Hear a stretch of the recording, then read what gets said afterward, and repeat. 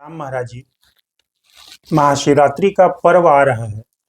तो इस पर्व का, महाशिवरात्रि पर्व का क्या महत्व है और इस पर्व पर भगवान शिव की किस प्रकार उपासना पूजा करना चाहिए, इसके बारे आपने में कुछ बहुत बताएं। सुंदर कहा है कि शिवरात्रि क्या है।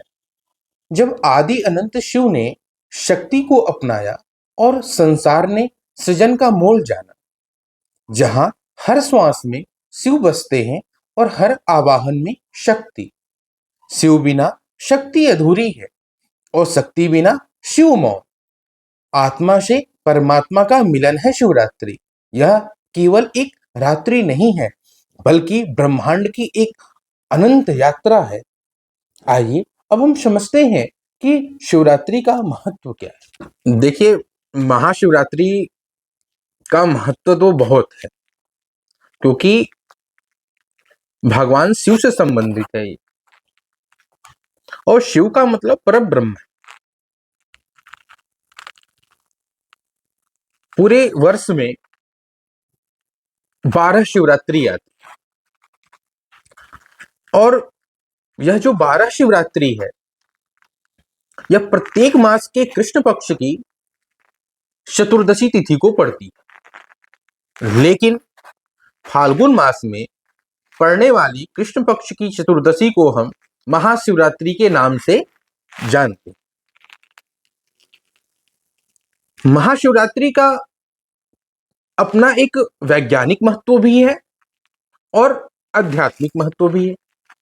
यदि हम आध्यात्मिक रूप से महाशिवरात्रि की चर्चा करें, तो महाशिवरात्रि के बारे में कि महाशिवरात्रि क्यों मनाई जाती है, इसको लेकर के शास्त्रों में कई प्रकार का वर्णन प्राप्त होता है।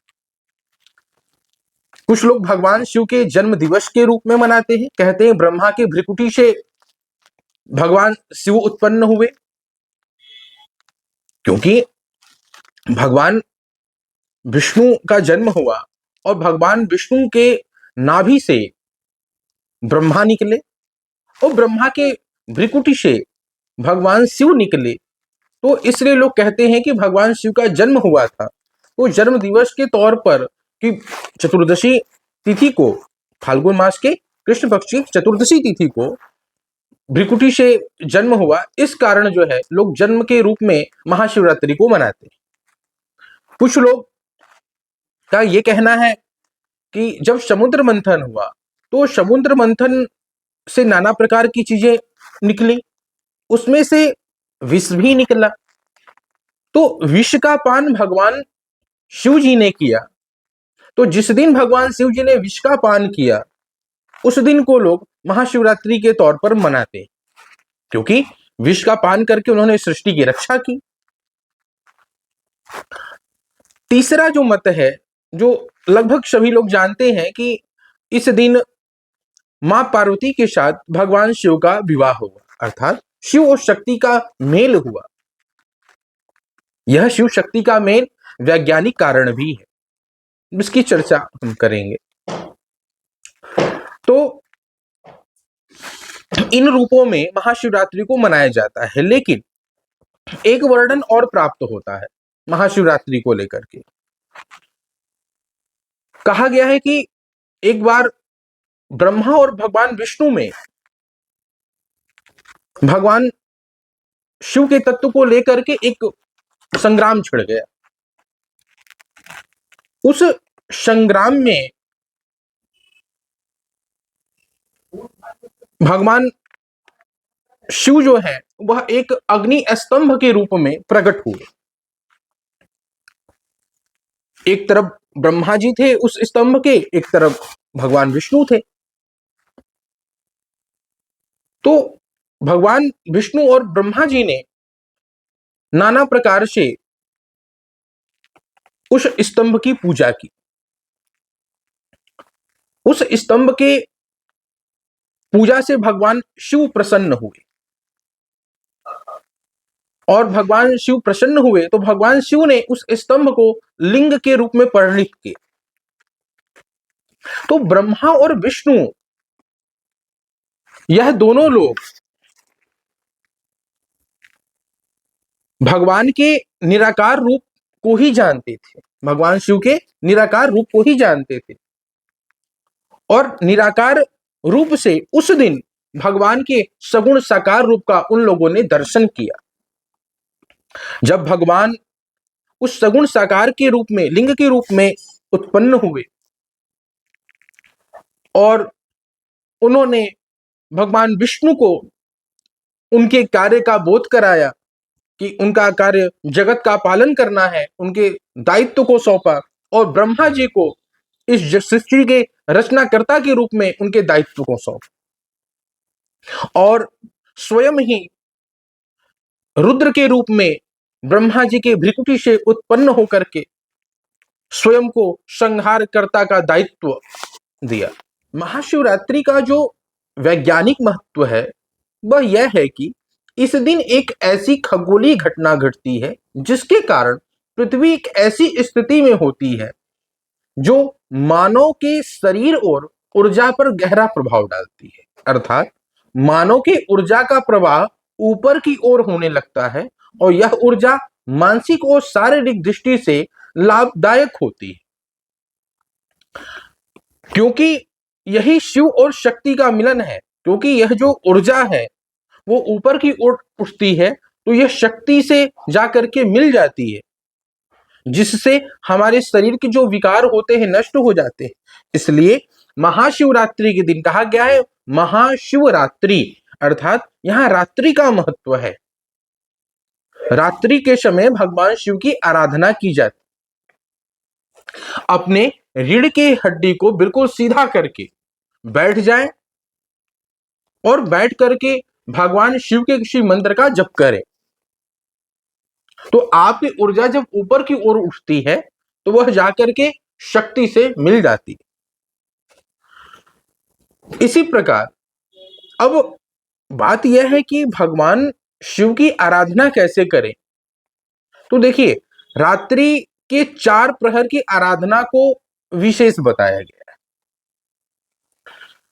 तो रात्रि में लगभग 7 बजे के बाद भी यदि आप प्रहर को लेते हैं तो एक एक प्रहर 1-1 घंटे का यदि आप लेते हैं तो प्रथम प्रहर में जो भगवान की जो पूजा होती है वह गंगा जल से होती है। तो प्रथम प्रहर में गंगा जल से भगवान शिव का अभिषेक करें। दूसरे प्रहर में दुग्ध से भगवान शिव का अभिषेक करें। तीसरे प्रहर में सरसों के तेल से भगवान शिव का अभिषेक करें और चौथे प्रहर से गन्ना के रस से भगवान शिव का अभिषेक करें। तो यदि आप इन 4 वस्तुओं से, 4 पदार्थों से भगवान शिव का एक एक प्रहर में अभिषेक करते हैं तो इससे निश्चित तौर पर शास्त्र कहता है कि धर्म, अर्थ, काम, मोक्ष चारों की प्राप्ति हो जाती। अब बात रही सामान्यतः पूजा की, तो देखिए हमारे यहाँ 5 प्रकार के पूजा का विधान बताया गया है। प्रथम जो पूजा है उसको बोलते हैं मनसोपचार पूजा, दूसरा पंचोपचार पूजा, तीसरा षोडशोपचार पूजा, चौथा राज्योपचार पूजा और 5वां है तमसोपचार पूजा। तो तमसोपचार पूजा को हम लोग नहीं करते हैं, हम लोग सामान्यतः जो है वो मनसोपचार पूजा, पंचोपचार पूजा और षोडशोपचार पूजा को करते हैं। तो मनसोपचार पूजा भी उतना ही श्रेष्ठ है, क्योंकि यदि आपके पास कोई वस्तु उपलब्ध नहीं है तो भगवान शिव को मन से ही उस वस्तु को हम अर्पित करके पूजा करते हैं। और जो पंचोपचार पूजा है उसमें धूप, दीप, नैवेद्य, आरती और पुष्पांजलि, इस 5 प्रकार से हम भगवान शिव की पूजा करते हैं। और षोडशोपचार पूजा में 16 प्रकार से हम भगवान शिव की पूजा करते हैं। और राजोपचार पूजा के अंतर्गत हम इस धरती पर जितने भी मूल्यवान पदार्थ हैं वो हम भगवान शिव को ला करके अर्पित करते हैं, उसको हम राजोपचार पूजा बोलते हैं। और भगवान शिव तो वो है जो एक बिल्वपत्र पर भी प्रसन्न हो जाते हैं। तो यदि आपके पास कुछ भी नहीं है, कहा जाता है कि कोटि कन्या महादानव बिल्वपत्रम शिवार्पणम, मतलब एक बिल्वपत्र के अर्पित करने से कोटि कन्याओं के दान का, कन्यादान का फल प्राप्त होता है। और कहा गया है त्रिदलम त्रिगुणाकारम त्रिनेत्रम च त्रियायुधम त्रिजन्म पाप संहारम बिल्वपत्रम शिवार्पणम। एक बिल्वपत्र के समर्पण करने से कहा गया है कि कई जन्मों के पाप नष्ट हो जाते हैं। इसलिए यदि आपके पास कुछ भी नहीं है तो एक बिल्वपत्र ही भगवान शिव को अर्पित करके भगवान शिव की आराधना करें। इस दिन महाशिवरात्रि को रात्रि का महत्व है, रात्रि जागरण का महत्व है। इस दिन हमें व्रत रहना चाहिए और जिस दिन हम व्रत रहें महाशिवरात्रि के दिन, उस दिन भगवान सूर्य को अर्घ देकर के ही अपने व्रत का प्रारंभ करना चाहिए। भगवान सूर्य आपके व्रत के साक्षी होते हैं। तो आप व्रत रहें और मन को भगवान शिव में अर्पित कर दें, क्योंकि जब हम मन को भगवान शिव में अर्पित कर देते हैं तो भगवान शिव की दृष्टि हमारे ऊपर हो जाती है। और कहा जाता है कि यदि एक पल के लिए भी हम भगवान को जान लिए, बड़ी सुंदर चौपाई है कि जानई सोई जही देह जनाई, जानत तुम ही होई जाई। भगवान कहते हैं कि जो मुझे एक पल के लिए भी जान लिया, एक पल के लिए भी जो मुझे जान लिया, वो मेरा ही स्वरूप हो जाता है। और ईश्वर अंश जीव अविनाशी, यह जो हमारा शरीर है, यह जो हमारी आत्मा है, यह आत्मा ईश्वर का ही अंश है, वह ईश्वर से भिन्न नहीं है। इसलिए ईश्वर और हमारे में कोई भिन्नता नहीं है, बस अंतर इतना सा है कि हमारा जो शरीर है, हमारी जो आत्मा है, यह पंच महाभूतों से बधी हुई, पंच महाभूतों में निवास करती है। और जो परमात्मा है वह तो स्वयं ही पराशक्ति है। हम सेवक हैं, वह स्वामी है। स्वामी और सेवक साथ साथ रहते हैं, इसलिए स्वामी की कृपा सेवक पर हो ही जाती, और कभी कभी सेवक भी स्वामी को जान लेता है। इसलिए इस महाशिवरात्रि के दिन भगवान शिव की आराधना करें, बिल्वपत्र अर्पित करें। और रात्रि के समय जब आप जागरण कर रहे हो, भगवान की आराधना कर रहे हो, तो सबसे अच्छा मंत्र है शिवोहम शिवोहम शिवोहम शिवोहम। रात्रि के समय रीढ़ की हड्डी को सीधा करके एक आसन पर बैठ करके भगवान शिव के समीप बैठ जाएं, और भगवान का यदि शिवलिंग न हो तो घर के किसी भी कोने पर एक स्थान पर बैठ करके